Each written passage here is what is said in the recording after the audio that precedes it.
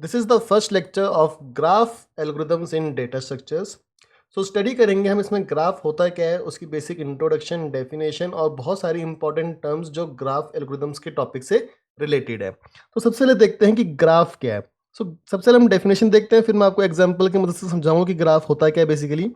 So graph is a pair जिसमें कि हमारे पास दो चीज़ें होती हैं, एक होता है वी और एक होता है ई, जहाँ पे वी को हम कहते हैं सेट ऑफ नोड्स या फिर वर्टिसेस, और ई क्या होता है बेसिकली जो इन वर्टिसेस को कनेक्ट करता है। और यानी हम इसको ये भी बोल सकते हैं, ई जो कि हम कहते हैं एज होती है, is a collection of pair of vertices. So basically H क्या करता है, एच कनेक्ट्स द वर्टिसेस। दो वर्टिसेस को कनेक्ट करने का काम कौन करता है, एज। जैसे कि हमारे पास यहाँ पे हमने ले रखा है, ये एक नोड है u, एक नोड है v। तो ये जो हो गया u और v, ये हमारी नोड्स हैं, इसको हम क्या बोल सकते हैं, वर्टिसेस भी बोल सकते हैं। तो यहाँ पे हमारे पास दो वर्टिसेस हैं u एंड v, और इन दोनों वर्टिसेस को जो कनेक्ट कर रहा है उसको हम बोलेंगे एज। तो ये जो मैंने यहाँ पे लाइन बना रखी है ये होती है एज। ओके, तो लेट अस से ये हमारी एज E1 है। तो यहाँ पे हमारे पास क्या हो गया, दो वर्टिसेस हो गई u एंड v और एक एज हो गई E1। तो ये बेसिक डेफिनेशन होती है ग्राफ की। अब देखते हैं इंपॉर्टेंट टर्म्स। सबसे पहली बात, डायरेक्टेड एज। डायरेक्टेड एज का मतलब क्या होता है, एक ऑर्डर्ड पेयर ऑफ वर्टिसेस।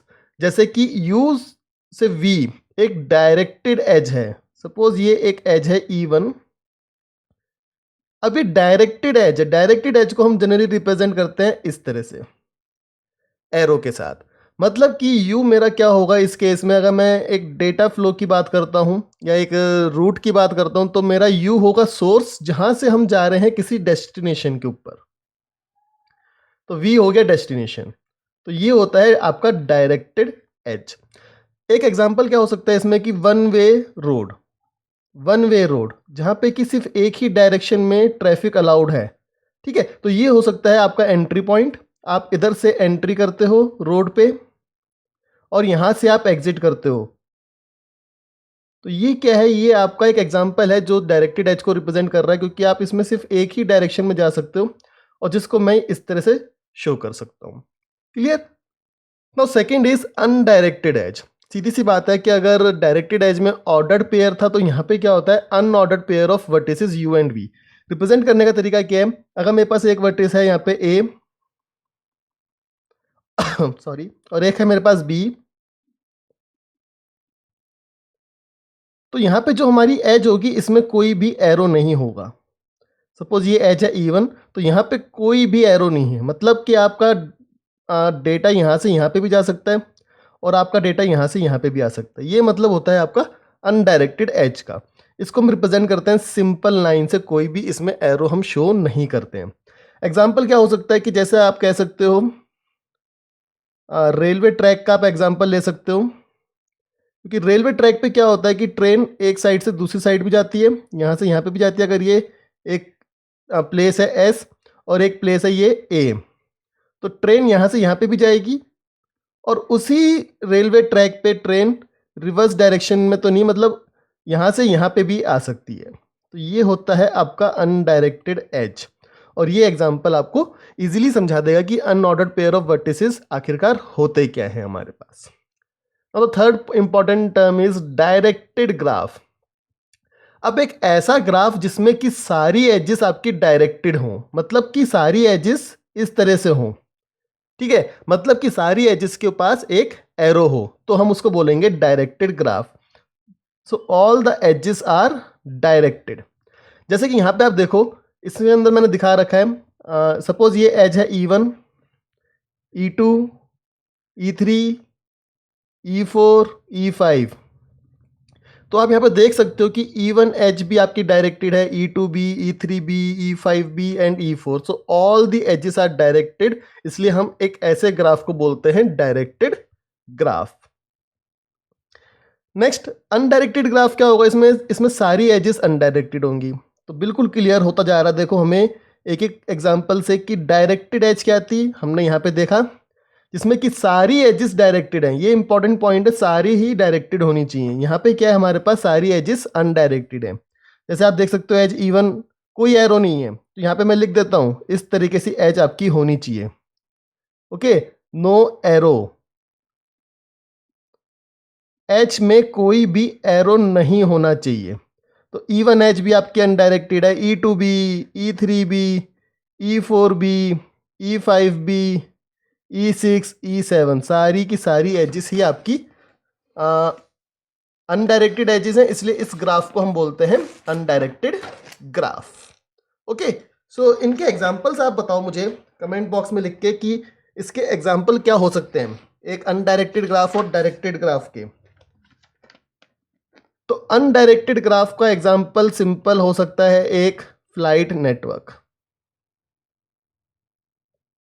अब फ्लाइट नेटवर्क एक अनडायरेक्टेड ग्राफ का एग्जांपल है, क्योंकि कोई भी फ्लाइट यहाँ से यहाँ पे भी जा सकती है, यहाँ से यहाँ पे भी आएगी, यहाँ से लेके वो यहाँ तक जा रही है तो वापस भी आ सकती है। तो एक एग्जांपल इसका अनडायरेक्टेड ग्राफ का होता है फ्लाइट नेटवर्क।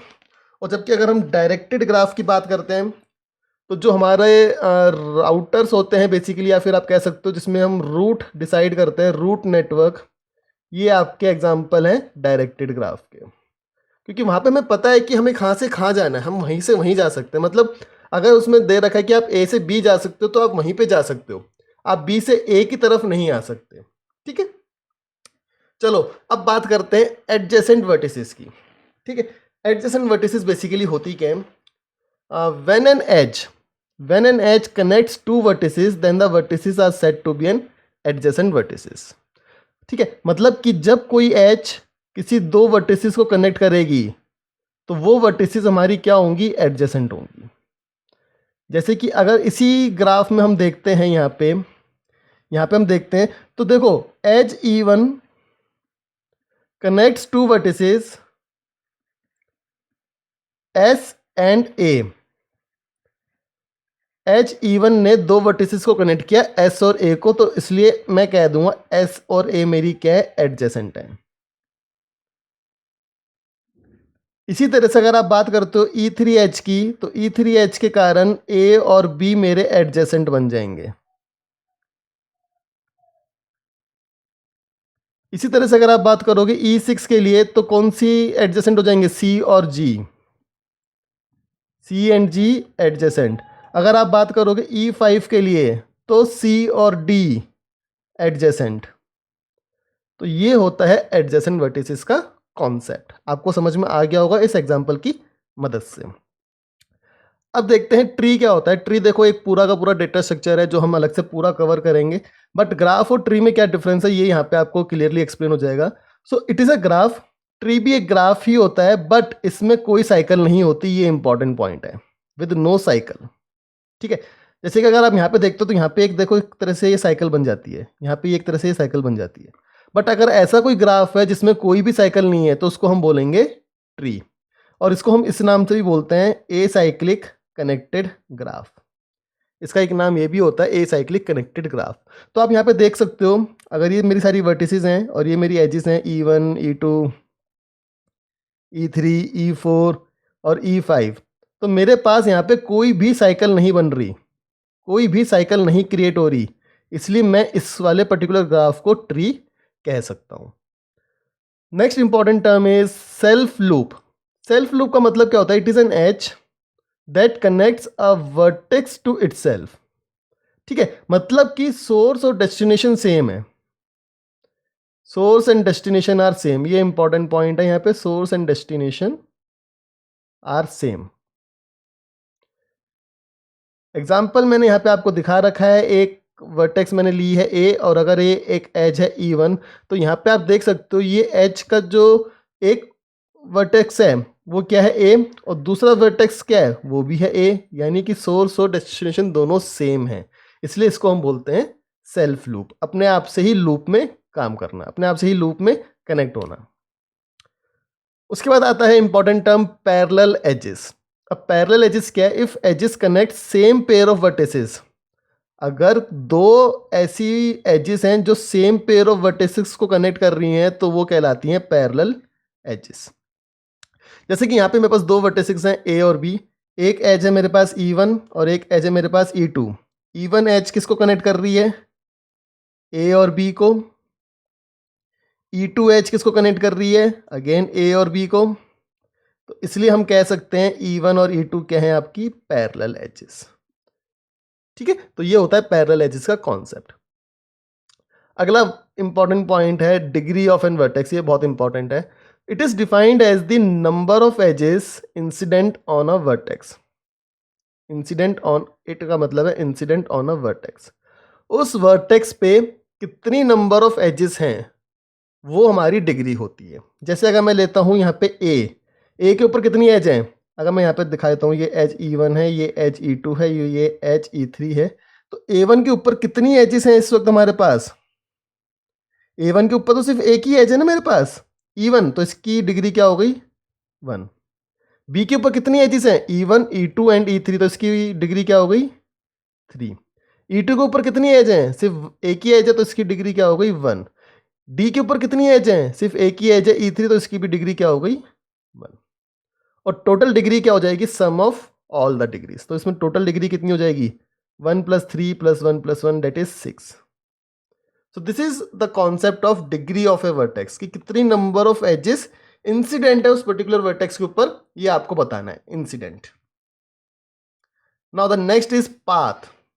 पाथ क्या होता है, it is a sequence of adjacent vertexes. ठीक है, पाथ का मतलब जैसे कि अगर मैं ये कहता हूँ कि आपको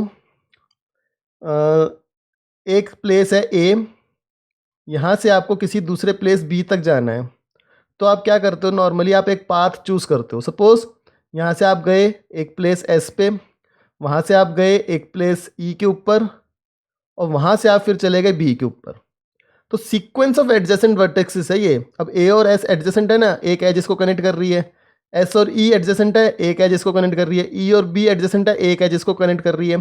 तो ये सीक्वेंस है, यानी पाथ आपका क्या बन गया इस केस में, ए एस ई बी, तो ये हमारा पाथ बन जाता है। जैसे कि अगर मैं यहाँ पे कहता हूँ कि मेरे को पाथ निकालना है जी से लेके डी तक का, तो अगर मैं कहता हूँ पाथ जी से डी तक का पाथ मुझे फाइंड आउट करना है, तो क्या होगा, सीक्वेंस ऑफ एडजेसेंट वर्टिसेस।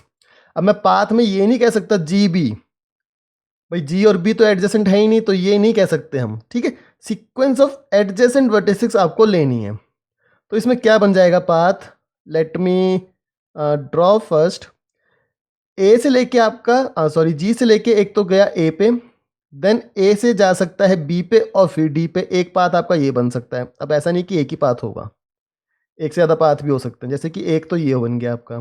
ठीक है, तो यानी इसको अगर मैं लिखता हूँ पाथ को, तो क्या बन जाएगा, जी से ए, देन ए से बी और बी से डी। ठीक है, अब इसमें एक और हो सकता है पाथ, बिल्कुल हो सकता है एक और पाथ इसमें।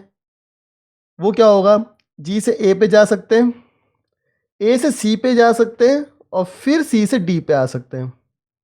एक पाथ ये भी तो हो जाएगा आपका। तो एक और पाथ इसमें हो सकता है, जी से ए से सी और सी से डी। तो ये पाथ होते हैं हमारे, कि दो वर्टेक्सेस को कनेक्ट करने के लिए जो सीक्वेंस ऑफ वर्टेक्स आप लिखते हो उसको बोला जाता है पाथ। अब पाथ से ही एक और टर्म निकलती है जिसको हम बोलते हैं साइकिल। साइकिल भी पाथ होता है, बट इसमें पहली और आखिरी वर्टेक्स सेम होती है, ये इंपॉर्टेंट है। In this the first and the last vertex are same. जैसे कि मैं यहाँ पे अगर दिखाता हूँ, ए का साइकिल अगर हम बनाएंगे तो किस तरह से बनेगा, ए से C, sequence of alternate sorry adjacent vertexes तो है ही ना ये, बट इसमें फर्स्ट और लास्ट वर्टेक्स आपकी सेम हो गई, जो कि इस केस में है ए। तो साइकिल क्या बन गई यहाँ पे, ए से सी से मैं गया डी, डी से मैं गया बी, और वापस मैं आ गया ए के ऊपर। तो आप यहाँ पे अगर देखोगे, बहुत ध्यान से देखोगे, तो पहली वर्टेक्स क्या आपकी ए, लास्ट वर्टेक्स क्या आपकी ए, तो ये आपकी बन गई एक साइकिल। ठीक है, then next term is directed acyclic graph, जिसको हम बोलते हैं DAG। It is a directed graph, जैसे नाम से पता लग रहा है डायरेक्टेड है, तो डायरेक्टेड ग्राफ है विद नो साइकिल, क्योंकि ए साइक्लिक है, दैट मीन्स कोई भी साइकिल नहीं होनी चाहिए, इंपॉर्टेंट है। और डायरेक्टेड ग्राफ का मतलब क्या है, all the edges should be directed, all the edges, ये इंपॉर्टेंट है, should be directed. Directed edge का मतलब क्या हो गया, एरो वाली एज, मतलब इस तरह से। तो देखो यहाँ पे एच ई वन, चाहे एच ई टू ले लो, चाहे एच ई थ्री ले लो, चाहे एच ई फोर ले लो, चाहे एच ई फाइव ले लो, सारी की सारी डायरेक्टेड है। और इंपॉर्टेंट पॉइंट क्या है, साइकिल नहीं बननी चाहिए। ठीक है, साइकिल कब बनती है, अगर देखो इस तरह से होता, मैं आपको एक एग्जांपल दिखाता हूँ, ए से बी होता, ठीक है, एज ई वन थी, बी से सी की तरफ अगर एज होती है ई टू इस तरह से, और सी से ए की तरफ अगर एज होती ई थ्री, तो ये आपकी साइकिल बन जाती। ये इस केस में ये साइकिल बन जाती ये रही। और ये नहीं होना चाहिए, ये नहीं होना चाहिए, तब हम उसको बोलेंगे डायरेक्टेड एसाइक्लिक ग्राफ। क्लियर है इतना पॉइंट। तो यहाँ पे आप देख सकते हो इस एग्जांपल में मैंने जो लिया है, यहाँ पे मेरे पास कोई भी साइकिल नहीं है। If you can see clearly there is no cycle, E1 से यहाँ पे गया, देन ये इधर आ गया, तो साइकिल नहीं बनी। ऐसे अगर आप देखोगे यहाँ से ए से इधर गया, बट सी से ई की तरफ, इधर की तरफ आ गया डी की तरफ, तो ये भी साइकिल नहीं बनेगी। तो ये एग्जाम्पल है आपका डायरेक्टेड एसाइक्लिक ग्राफ का। उसके बाद हम बात करेंगे वेटेड ग्राफ्स की। ठीक है, सो वेटेड ग्राफ्स की बात करेंगे। इसमें क्या होता है कि हर एज को कुछ वेट असाइन कर देते हैं हम, हर एज को कुछ वेट असाइन कर देते हैं। और वेट क्या कह सकता है, वेट आपका डिस्टेंस को भी रिप्रेजेंट कर सकता है या फिर कॉस्ट को रिप्रेजेंट कर सकता है। जैसे कि अगर मैं यहाँ पे वेट असाइन कर देता हूँ इन्हें, ये है weight 4, 5, 6, this is let us say 2, 3, 8, तो ये सब क्या हो गए, ये सब हो गए वेट्स। अब डिस्टेंस या कॉस्ट को हम क्या कहते हैं कि मुझे जी से ए तक जाने के लिए 4 लगेंगे, 4 डिस्टेंस या 4 आप एक यूनिट कह लो, 4 यूनिट हमें लगेगा। ए से सी तक जाने में हमें 5 यूनिट हमें लगेगा। तो ये होते हैं वेटेड ग्राफ्स। अब इनका एक यूज़ कहाँ पे है, इसका यूज़ हम यहाँ पे देख सकते हैं। जैसे मेरे पास 2 पाथ थे ना, एक पाथ मैंने रेड से शो कर रखा और एक पाथ मैंने ब्लू से शो कर रखा है। अब कौन सा पाथ हम चूज़ करेंगे, तो इसमें हम चूज़ कर सकते हैं जिसमें सबसे कम हमारी कॉस्ट लग रही है। तो ये हमारा यूज़ होता है जब हमें मिनिमम कॉस्ट का पाथ हमें फाइंड आउट करना होता है। लास्ट टॉपिक इस पर्टिकुलर वीडियो का, जिसमें हम देखेंगे कि कंप्लीट ग्राफ क्या होता है। अभी तक देखो हमने ग्राफ देखे थे जैसे ये, अब ये वाला ग्राफ आप ले लो, चलो ये वाला ग्राफ। अब ये क्या कंप्लीट है, कंप्लीट ग्राफ वो होता है जिसमें सारी पॉसिबल एजेस प्रेजेंट होती हैं। ठीक है, सारी पॉसिबल एजेस यहाँ पे प्रेजेंट है, मतलब कि हर नोड दूसरे से कनेक्टेड है, हर नोड कनेक्टेड होती है। तो जैसे देखो ए से बी कनेक्ट है, ए से डी भी कनेक्ट है, ए से सी भी कनेक्ट है। तो मैं एजेस के नाम लिख देता हूँ, E1, E2, E3, E4, this is E5, E6। अब अगर हम देखें बी के लिए, बी से ए कनेक्ट है, सी कनेक्ट है, डी कनेक्ट है, सी के लिए देखो सारे कनेक्ट है, डी के लिए भी सारे कनेक्ट है। तो ऐसे ग्राफ आपके कहलाते हैं कंप्लीट ग्राफ। अब क्या आप इसको कंप्लीट कह सकते हो, नहीं, क्योंकि बी से सी भी नहीं है, ए से डी भी नहीं है, डी से ई नहीं है, जी से बी नहीं है, तो ये कनेक्टेड नहीं होंगे। ऑल द पॉसिबल है, ये जितनी भी एजेस हो सकती हैं सारी प्रेजेंट होनी चाहिए, तो वो कहलाएगा आपका कंप्लीट ग्राफ। सो स्टूडेंट्स, यहाँ पे हमने पूरा ग्राफ का इंट्रोडक्शन देखा है कि ग्राफ होता क्या है। यहाँ से हमने शुरू किया, पूरा हमने ग्राफ का इंट्रोडक्शन देखा, और जितनी भी इंपॉर्टेंट टर्म्स हैं वो हमने यहाँ पे स्टडी कर ली हैं ग्राफ के अंदर। अब इसका जो सेकंड लेक्चर होगा ग्राफ का, डेटा स्ट्रक्चर्स के अंदर हम पूरा सारा टॉपिक्स कवर करेंगे। जो इसका सेकंड लेक्चर होगा उसमें हम देखेंगे कि हम ग्राफ को किस तरह से रिप्रेजेंट कर सकते हैं। तो ग्राफ को रिप्रेजेंट करने के भी डिफरेंट डिफरेंट वेज हैं, जैसे कि आप मैट्रिक्स का यूज़ कर सकते हो, एडजेसेंसी मैट्रिक्स, या फिर आप यूज़ कर सकते हो एडजेसेंसी लिस्ट का, या फिर आप यूज़ कर सकते हो एडजेसेंसी सेट का। तो तीनों को हम एक वीडियो के अंदर कवर करेंगे, ग्राफ रिप्रेजेंटेशन, जो कि होगा video number 2। So this is all for this particular video. अगर आपको वीडियो अच्छा लगा है तो प्लीज़ लाइक कीजिए, वीडियो को जरूर लाइक कीजिए, अपने फ्रेंड्स के साथ शेयर कीजिए, एंड चैनल को भी जरूर सब्सक्राइब करके बेल आइकन प्रेस करना, ताकि आगे आने वाले ऐसे बहुत सारे वीडियोस के अपडेट्स आपको मिलते रहें। Thank you.